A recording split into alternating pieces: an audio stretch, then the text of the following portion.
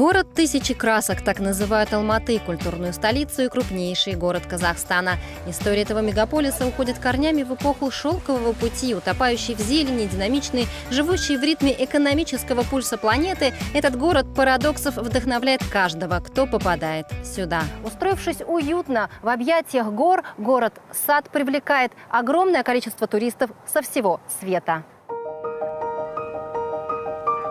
Американец Деннис Кин знает об Алматы буквально все. Он влюбился в этот город еще в студенчестве и переехал сюда из Калифорнии. Авторские пешие прогулки Денниса пользуются большой популярностью. Корона, венчающая архитектурную коллекцию Алматы, Вознесенский собор. Это здание было построено из произрастающей в горах Тянь-Шань ели шеренка. И даже сейчас, более 100 лет спустя, бревна по-прежнему в прекрасном состоянии. Я знаю архитектора, который работал над реконструкцией церкви. Когда они сняли верхний слой, они были поражены. Все сделанные из ели конструкции были как новенькие. Головокружительно красивым находит Деннис построенный в 40-х Государственный театр оперы и балета имени Абая. Тогда впервые архитекторы взяли за основу национальный орнамент. Вон там, в середине, мужчина играет на национальном инструменте – дамбре, а рядом с ним, выполненные в духе соцреализма, девушки собирают яблоки. Потому что Алматы – это город яблок. Дикие яблони, которые когда-то росли на холмах вокруг города, по сути, прародители всех яблок мира.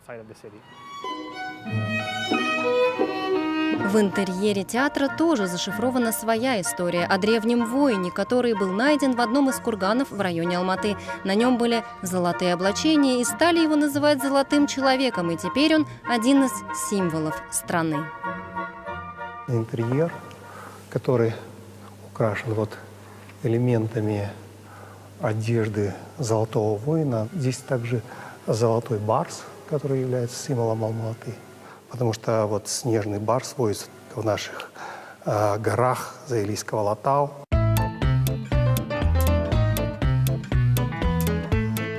Спортсмены и любители активного отдыха круглый год стремятся в эти горы. Лыжный курорт Шимбулак летом трансформируется в спортивный комплекс под открытым небом. Любимое место многих – высокогорный каток Медео на высоте более 1500 метров над уровнем моря.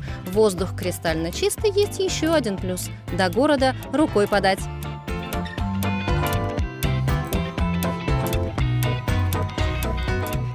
На самом деле это 20 минут с работы. Вы не поверите, выезжаю с работы в 6 часов, в 6:20, 6:25 уже здесь.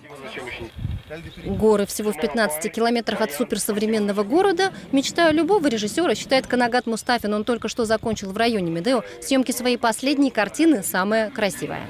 Я сам родился, вырос в Алмате. Естественно, это любимый мой город. Я его ни на какой город не променяю. Поэтому так или иначе все события вообще в моих фильмах, сериалах происходят в Алмате. И главные герои стремятся в Алмату. Как и наш герой Деннис, он взял на себя особенную роль – разгадывать секреты, зашифрованные в названиях улиц. Только переехав, он пытался понять, что означают эти труднопроизносимые слова, а потом узнал, что зачастую это фамилии знаменитых музыкантов. Так и родилась идея создать виртуальную карту музыкальных улиц Алматы. Смотрите, нужно зайти на карты Google, потом нажать на место, где находишься, и смотрите, сейчас мы стоим на улице Куйляш-Байсейтовой. Она была известнейшей оперной певицей Казахстана. Можно почитать ее биографию, которую я про нее написал. Ее называли «Соловьем Казахстана» за неординарный голос.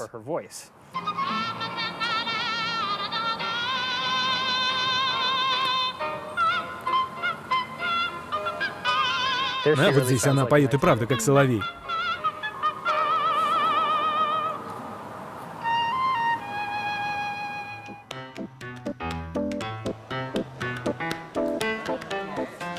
В тот день Деннис был гидом у 2 туристов из Германии и США. Пешая прогулка проходила по знаменитому Зеленому рынку.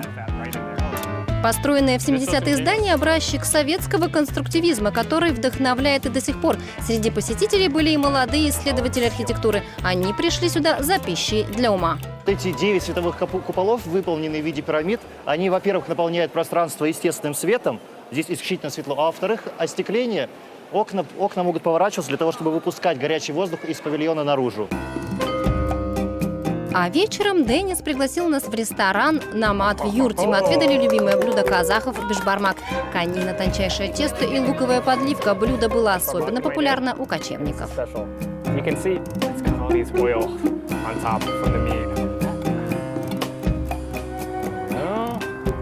Слово «бешбармак» означает 5 пальцев, потому что, по идее, его нужно есть руками.